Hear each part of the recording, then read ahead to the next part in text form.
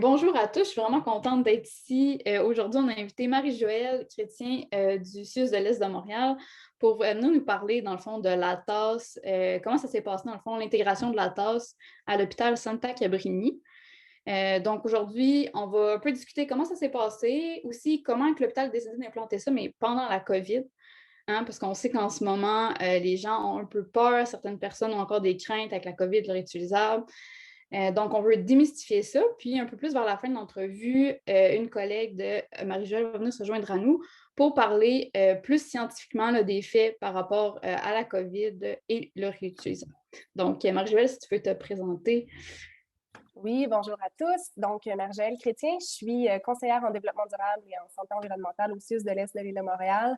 Puis, je suis en poste depuis décembre 2020. Puis, en fait, je suis là pour coordonner des projets de développement durable et de santé environnementale, évidemment, chercher des initiatives aussi intéressantes dans le domaine, puis les mettre en application chez nous. C'est un beau défi que je remplis. Puis c'est d'ailleurs pour ça pourquoi je suis ici aujourd'hui, là, pour parler de cette belle initiative qu'on a mis en place au CIUS de l'Est de l'île de Montréal, qui est la tasse.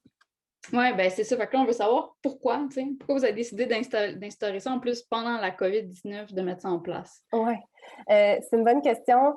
Premièrement, tout simplement parce qu'on y croit. On croit au produit à 100%. On croit réellement que l'avenir est au réutilisable, est à la consigne pour tout ce qui touche au pour emporter, au take-out. On y croit réellement. Puis, ben, deuxièmement, il y a quelques mois, on a entamé, à mon arrivée, justement, on a entamé le chantier de la gestion, le gros chantier de la gestion des matières résiduelles au CIUS de l'Est de l'île de Montréal. Puis, on a posé un diagnostic. Puis, depuis le mois d'avril, on collecte des données, on fait des visites de terrain, puis on se rend compte, là, sans grande surprise, évidemment, qu'un volume phénoménal de déchets est généré, puis qui finalement finit à l'enfouissement. Puis même si on veut agir sur plusieurs matières qui sont générées au CIUS, puis qu'on travaille actuellement pour y arriver, il en demeure pas moins, comme tu l'as dit, qu'en période de pandémie, euh, c'est plus difficile. Il a fallu être créatif, il a fallu focaliser sur des actions qui n'allaient pas être trop énergivores pour nos équipes terrain. Donc, en début d'année, on a décidé d'agir sur plein d'autres champs, mais aussi sur les gobelets à café jetables en cafétéria. C'est là quand on sait que plus d'1 milliard de gobelets, de gobelets à café sont jetés au Québec uniquement et des centaines de milliards à travers le monde, on se dit que la réduction peut assurément commencer chez nous, dans nos cafétérias. Et c'est pour ça qu'on a décidé d'aller de l'avant avec la tasse. Là. OK, super. Fait que là, vous avez décidé de commencer avec l'hôpital Santa Cabrini. Est-ce que tu Exactement. peux nous mettre un peu plus en contexte? C'est quoi le contexte de la cafétéria? Est-ce qu'il y a beaucoup de monde qui y va?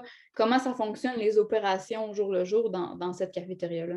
Oui, ben, tu l'as bien mentionné. Là. Pour l'instant, on a implanté la tasse uniquement dans la cafétéria de l'hôpital Santa Cabrini, donc dans une seule de nos cafétérias.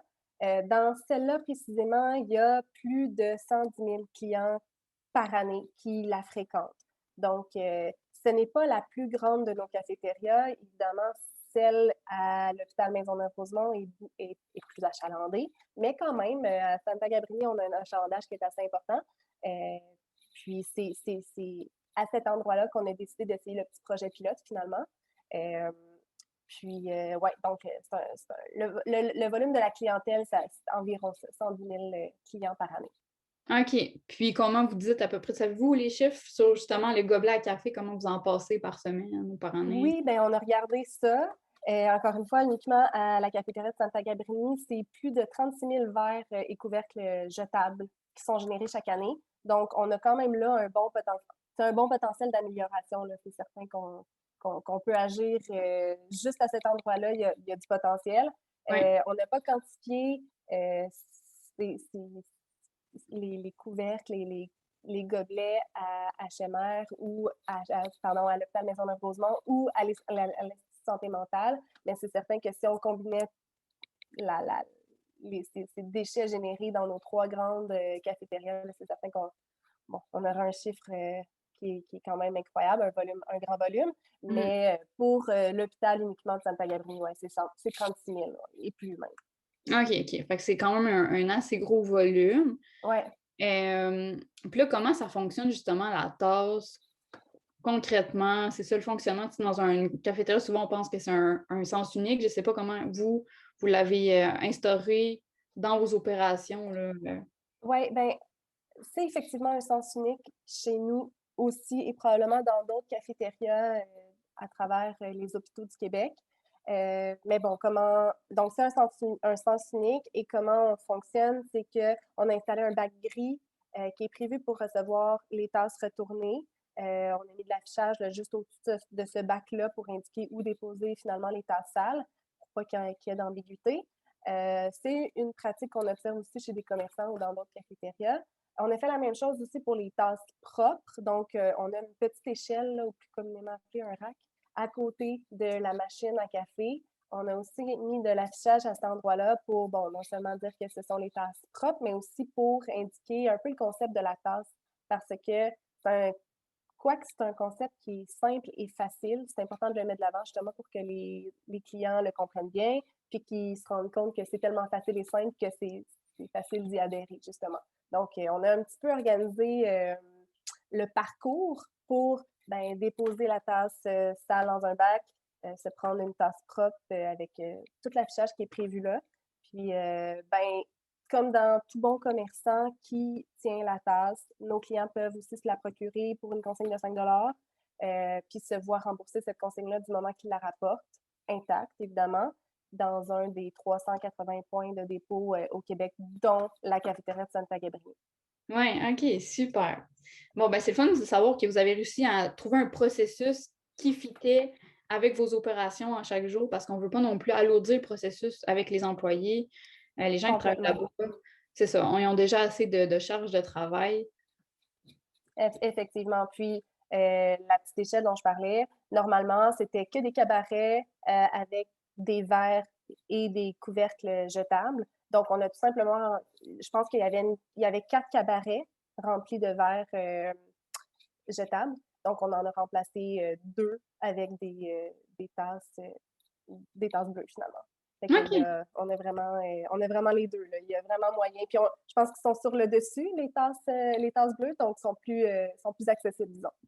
OK, super. Ben, ça va être le fun de voir faire l'exercice peut-être dans 6 mois, voir comment de personnes ont adhéré à ça, puis voir combien de la diminution en chiffres de tâches jetables que vous consommez maintenant euh, pour voir l'évolution du processus. Oui, absolument. Ben, en fait, pour commencer, on a acheté une cinquantaine de tasses. Puis depuis l'implantation, on documente les transactions de la tasse. Donc, ce qu'on a fait, c'est qu'on a ajouté une touche sur la caisse qui permet justement de documenter les transactions. Puis, du moment que le mot va se passer dans l'hôpital, que le personnel va l'adopter tranquillement, on va certainement observer une augmentation de son utilisation. Puis là, on va certainement aussi pouvoir augmenter la quantité originale, et pas la quantité originale, mais la quantité peut-être initiale de tasses qu'on avait achetées. Donc, oui, cette documentation-là, elle est, je pense, importante pour les gens qui décident d'opter pour la tasse, pour l'implanter dans leur commerce ou dans leur cafétéria. Je pense que c'est intéressant de voir la hausse de son utilisation parce que je pense que forcément, il va en avoir une. Je pense qu'aussi, c'est nécessaire de faire une certaine forme de communication derrière son implantation, que ce soit de l'affichage ou que ce soit à travers les réseaux sociaux du commerce ou de la cafétéria. Je pense que c'est important d'en parler, d'afficher pour que justement ça génère un enthousiasme et que ça génère un certain engouement. Que les gens la voient. C'est important de présenter le produit, de la mettre à l'avant-plan, la tasse. Donc, c'est un petit peu aussi ce qu'on a fait. Là. On a mis de l'affichage un petit peu partout dans l'hôpital. On fait circuler l'information à travers les écrans numériques. On en a parlé sur les réseaux sociaux. Donc, tu sais, tranquillement, c'est le genre de truc qui va... en tout cas, on espère que ça va porter ses fruits. Oui, ça va faire son chemin. Ouais. OK, ben c'est vraiment le fun de savoir tout ça. Puis, tu sais, justement, est-ce que la COVID, est-ce que vous avez senti, tu sais, toi, quand tu as apporté le projet aux équipes, Comment ça a été perçu? C'était quoi les craintes des gens ou les côtés positifs qu'ils ont reçus là, quand tu as apporté l'idée? Oui, moi, de mon côté, c'est certain que j'avais une certaine crainte de présenter ce projet-là, cette initiative-là aux équipes des cuisines et des cafétérias parce que, on le sait, la COVID a fait en sorte qu'on a eu certaines craintes au départ. On a eu peur que le virus se pose un peu partout. Puis on a observé aussi des refus quant aux réutilisables. Là, les commerçants n'acceptaient plus les pots en plastique n'acceptaient plus nécessairement qu'on apporte notre sac réutilisable à l'épicerie, ni même une tasse réutilisable, que ce soit dans les cafés ou que ce soit surtout dans les cafés ou dans les restaurants. Bref, on n'acceptait plus vraiment le réutilisable. Donc, c'est certain que de mon côté, j'avais une petite appréhension là, à ce sujet-là dans le fait de présenter ce projet. Je pense que c'était partagé de la part des équipes sur le terrain quand même. On m'a beaucoup questionné à cet effet-là. Mais étant donné qu'on l'a implanté en 2021, on l'a implanté en avril, le jour de la Terre, en fait, le 22 avril. Donc, 22 avril 2021, c'était maintenant su que le virus se transmettait par voie aérienne. C'était démystifié à cet effet-là. Il y avait eu des études qui prouvaient que on pouvait plus ou moins l'attraper à travers les surfaces. Puis on pourra en discuter tout à l'heure avec notre invité, mais je pense que de fil en aiguille, avec les études qui ont été faites, on a pu, je pense, avoir la confiance des équipes sur le terrain. Puis le travail de communication dont je parlais plus tôt, je pense que c'est aussi important de parler des mythes entourant la COVID-19 et le réutilisable parce que ce sont réellement des mythes. Je pense que c'est important de comprendre que les dangers sont moindres, qu'il en existe comme n'importe quoi, mais que il n'y a pas de grands risques comme qu'on croyait au départ. Oui, c'est ça. Puis c'est possible de le faire de façon sécuritaire, sans 100%. trop alourdir non plus le processus des employés ou même des clients là, qui vivent le processus, par exemple, dans une cafétéria. Tout à fait. Oui, puis pour le futur, qu'est-ce que vous Oui. envisagez avec Santa Cabrini ou juste le SUS, là, qu'est-ce que vous pensez faire dans le futur, juste au niveau éco-responsable, les avancements que vous visez pour le futur? On vise beaucoup de trucs, c'est ça qui est le fun, mais notre comité de développement durable planche actuellement sur un plan d'action triennal qui touche à 11 thématiques vraiment pertinentes, comme, j'en nomme quelques-unes, là. Il y a le transport et la mobilité durable, il y a la gestion responsable de l'eau, l'efficacité énergétique, l'alimentation durable, etc., etc., là. Puis, dans chacune de ces thématiques-là, figurent finalement des actions qui visent l'éco-responsabilité. Puis, je peux donner quelques exemples. Là. Dans la thématique, par exemple, de gestion des matières résiduelles, il y a une des actions qui était, qui est, parce qu'on est en processus de, mais qui est de bannir l'eau embouteillée, les bouteilles, finalement, les bouteilles en plastique dans notre établissement. Donc, évidemment, là, ça se veut un projet en phasage parce que malheureusement, on ne peut pas mettre en place cette initiative-là du jour au lendemain, même si on le voulait. Mais quand même, on a commencé par retirer les bouteilles d'eau en plastique dans 2 de nos grandes cafétérias en avril dernier. OK. Puis, d'autres installations emboîteront le pas éventuellement. Un autre exemple, dans la thématique biodiversité, une des actions, c'est de dépaver et de verdir des espaces asphaltés sur nos terrains du CIUS, sur notre territoire, dans le but de réduire les eaux de chaleur, de mieux gérer les eaux pluviales, de préserver la biodiversité et une foule d'autres bienfaits là, que je n'énumérerai pas nécessairement, mais sans encore une fois tomber dans l'énumération de toutes nos actions parce qu'il y en a plusieurs, ces genres de petits et grands projets qui nous font tendre vers l'éco-responsabilité tranquillement. Mais oui, il y a plein de petites et grandes actions très, très inspirantes qui s'en viennent. Puis, c'est en cours et certaines se concrétiseront dans les 3 prochaines années. Oui, OK, wow, c'est super le fun de voir toute l'évolution qui se passe. Puis, finalement, pour revenir à la COVID, je ne sais pas si ça s'applique à toi. Je ne sais pas si tu as senti, toi, dans ton rôle en tant que responsable là, du développement durable, est-ce que tu as senti que c'était plus difficile de faire avancer la cause en ce moment, pendant la COVID, versus avant? La cause de l'éco-responsabilité, Ouais. 100%, oui, tout à fait. Oui, c'est plus difficile. Ben, dans mon cas à moi, sur la chaise, tu sais, sur laquelle je suis assise, oui, c'est plus difficile parce que, comme je mentionnais plus tôt, je suis là pour être une facilitatrice, pour coordonner des projets, pour m'assurer que tout roule rondement. Mais comme je le dis souvent, je suis rien les, sans tout le monde qui m'entoure sur le terrain.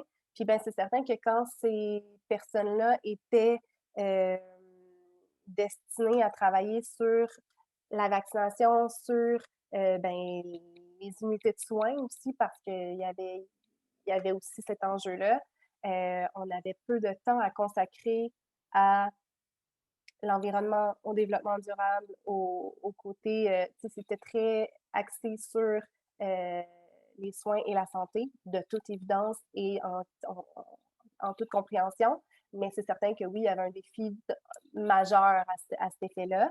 Euh, puis, ben, je pense que en général, sans nécessairement parler de mon contexte personnel sur la chaise que je suis assise en ce moment au CIUS, je pense que la crise environnementale ne fait pas le poids en ce moment contre cette crise sanitaire ou cette crise économique qu'on vit actuellement. Je pense que elle a été mise de côté. Puis c'est beaucoup ça qu'il faut. Je pense que c'est le défi actuel de toute personne qui œuvre dans le domaine, c'est de faire valoir c'est de faire valoir cette crise-là, de rappeler qu'elle existe, Mhm. puis qu'il faut pas la mettre de côté malgré tout ce qu'on connaît, malgré les difficultés que la pandémie amène, son lot de difficultés qu'elle amène. Il faut quand même, je pense que l'un n'empêche pas l'autre. On peut travailler sur les deux plans en redoublant d'efforts, c'est certain. Mais il y a effectivement je pense qu'il y a, il y a un besoin de travailler sur toutes les crises en même temps, même si on est en pénurie de bien des choses. Mais pour répondre à ta question, là, je pense que oui, effectivement, c'est un défi de taille. Vu Ah, Charlène se joint à nous. Ah, parfait. Plonger dans le vif du sujet, j'aimerais ça juste me dire c'est quoi ton rôle à l'hôpital, dans le sud, je veux dire. Puis après ça, on va poser les questions là, pour en prendre davantage. Parfait. Donc moi, c'est ça, Charlène Bignon. Je suis conseillère en prévention et contrôle des infections au CIUS de l'Est à Santa Cabrini depuis 8 ans. On est une équipe de 3 conseillères, une agente administrative et puis j'ai une chef d'unité et une chef de service et une coordonnatrice au-dessus de moi. Puis mes rôles et fonctions en fait sont vraiment variés. On a un rôle transversal au sein de l'organisation. On travaille aussi bien avec le service de promotion de la santé, les services techniques. On donne beaucoup de formations aux employés. On est sur le terrain en permanence pour coacher les équipes. Tout nouveau patient, par exemple, qui va se présenter à l'urgence, puis qui aurait des résultats positifs, des choses comme ça, on met notre nez dedans, on est interpellé par l'officier de prévention quand il y a des problèmes. Donc, c'est quand même très large. Tu sais, je fais beaucoup plus que ça aussi dans ma journée, là, mais on a d'autres rôles, tu sais, réalisation de protocoles, réalisation d'affiches pour mettre les patients en isolement. C'est très varié.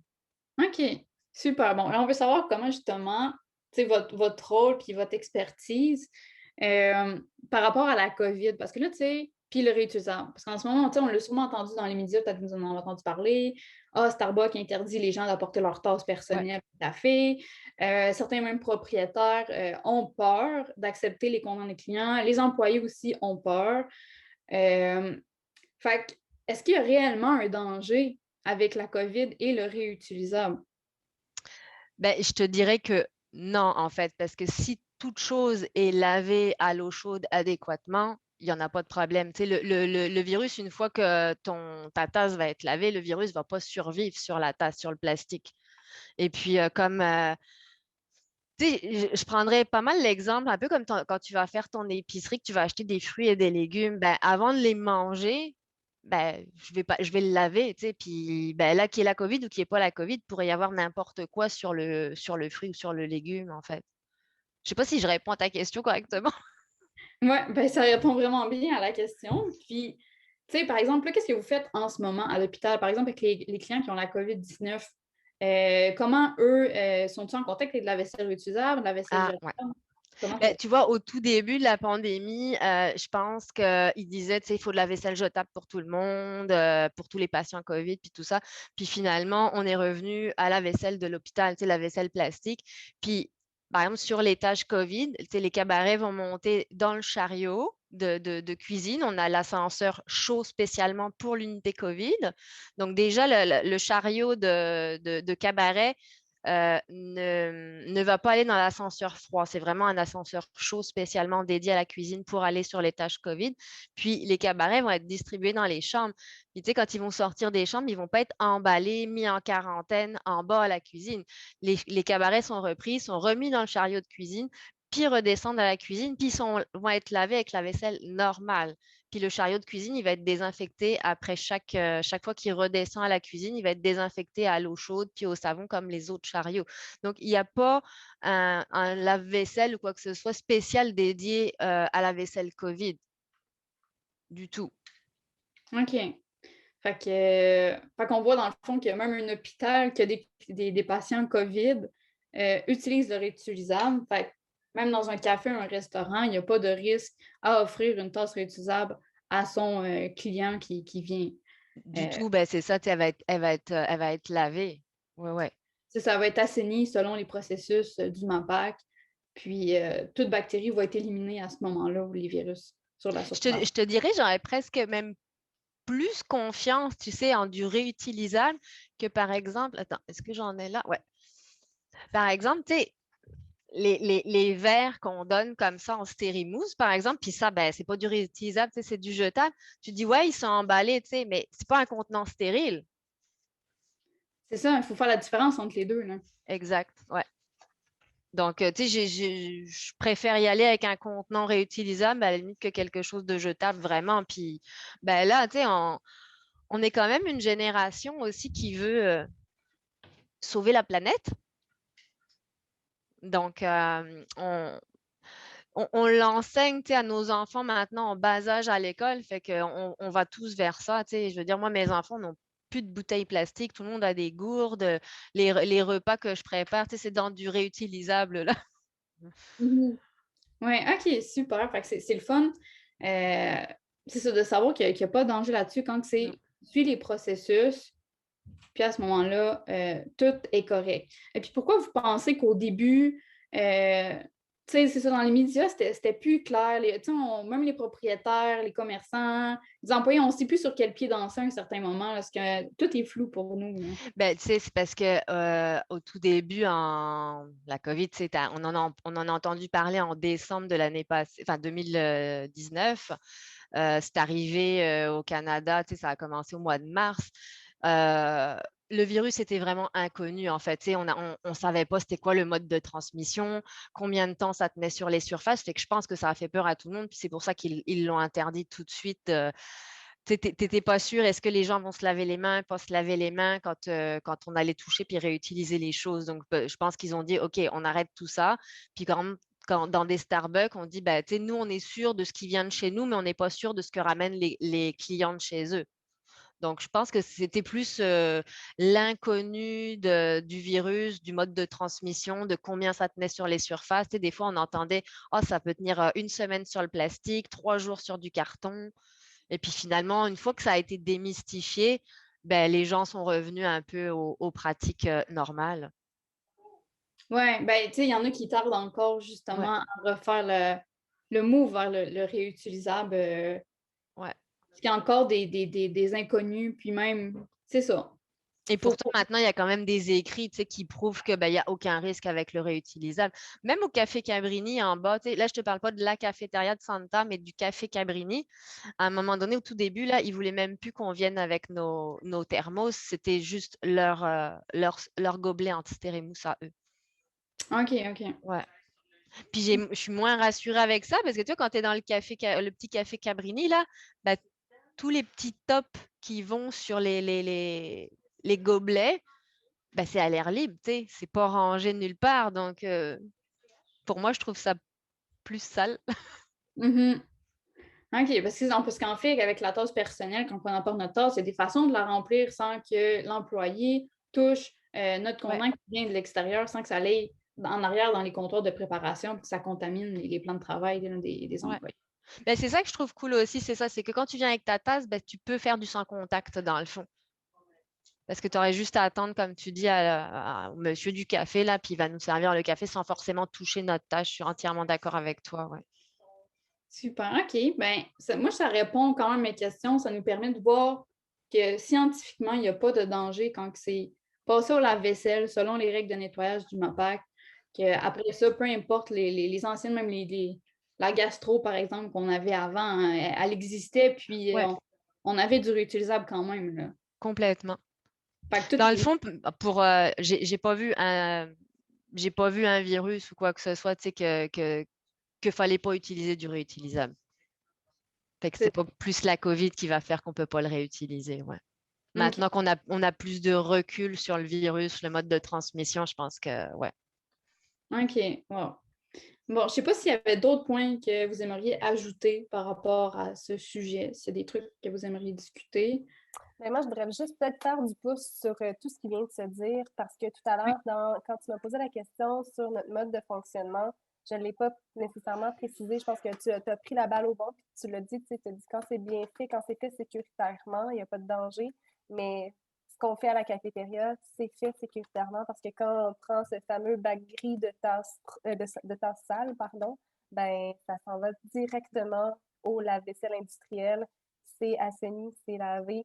Puis du moment que c'est propre, ben, c'est déposé dans le fameux cabaret où il y a effectivement peu de contact en amont, mais après, quand le contact se fait, c'est quand le client prend sa propre tasse, se sert son propre café et s'en va payer finalement sa facture.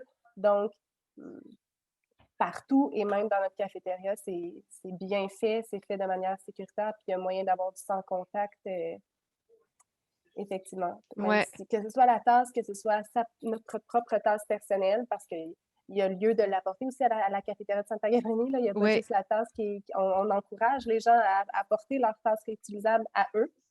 Donc, dans les deux cas, je pense que il y a moyen de le faire sécuritairement. Là. Ouais.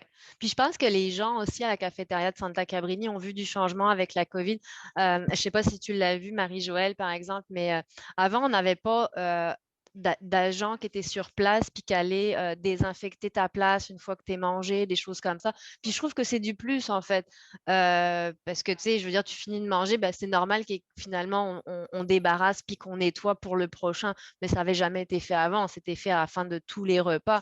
Donc là, il y a encore plus justement de ce qu'on appelle les fameux high touch, les surfaces en fait qui sont touchées, les poignées de porte, les choses comme ça. Il y a encore plus de renforcement sur ça. Donc, je trouve ça vraiment bien de l'intégrer. Ouais. Tu sais, ce qui est intéressant avec la COVID, mais en tout cas, ce que la pandémie nous a fait rendre compte, je trouve que ça donne lieu à des comportements qu'on n'appliquait pas avant, mais on aurait dû l'appliquer Ouais. même sans COVID-19, tu sais, parce que tout à l'heure, c'est toi, Audrey, qui parlait de la gastro, ou toi, Charlène, j'ai oublié. Audrey, oui. Mais ces virus-là étaient des virus qui existaient et des bonnes pratiques qu'on met en place aujourd'hui, qu'on aurait dû mettre en place depuis toujours. J'espère que ce sont des bonnes pratiques qu'on gardera, Ouais. même si on éradique la COVID-19 un jour. Parce que c'est ça, c'est des choses qu'on devrait faire toujours, tu sais, de laver Ouais. nos fruits, de Ouais. laver l'endroit où on mange, de laver les portes de temps en temps. C'est De pas un se luxe, laver ça, les mains avant d'arriver de à se la laver les mains. cafétéria, tu sais, tout simplement. Ouais, c'est ça, c'est juste pas un Ouais. luxe. Ouais, ouais, ouais. Non, je suis entièrement d'accord. Ça a fait prendre de conscience de certaines choses aux gens, effectivement. Ouais. Mm. Puis que, tu sais, c'est tout bête. Ben là, je sors peut-être un peu du contexte, mais finalement, on s'est rendu compte qu'il y avait plein de choses qui nous étaient inutiles. Tu sais, j'avais des collègues de travail, tu sais, qui allaient comme une fois tous les 2, 3 mois chez le coiffeur pour faire des couleurs, des choses comme ça. Ben, finalement, on a appris à vivre avec nos cheveux blancs, puis c'est pas correct. Première victime. ici. Non, mais tu sais, je pense que c'est ça, ça fait changer les comportements des gens. Puis moi, je l'inculque beaucoup à mes enfants aussi, tu sais, tout le réutilisable. Fait que je suis très contente d'avoir été interpellée pour ça. Super. Merci beaucoup. Oui, c'est vraiment le fun de vous avoir eu, d'avoir pris de votre temps en plus aujourd'hui parce que vous êtes dans le feu de l'action avec Ouais, mais ça s'est calmé un peu, mais là, tu vois, je suis sur des conférences aussi qu'on nous demande maintenant pour le CDF de rapporter des résultats, des choses comme ça. Mais c'est le fun, je voulais vraiment pas passer à côté de ça. super. Merci, Charlène. Et puis, si Audrey, si te manque des petites infos ou quoi que ce soit, n'hésite pas à me renvoyer un courriel ou si tu veux qu'on refasse une petite rencontre, ça me fera plaisir. OK, ah ben merci beaucoup. Cool. Merci. Bye bye. Merci. Bye. À bientôt.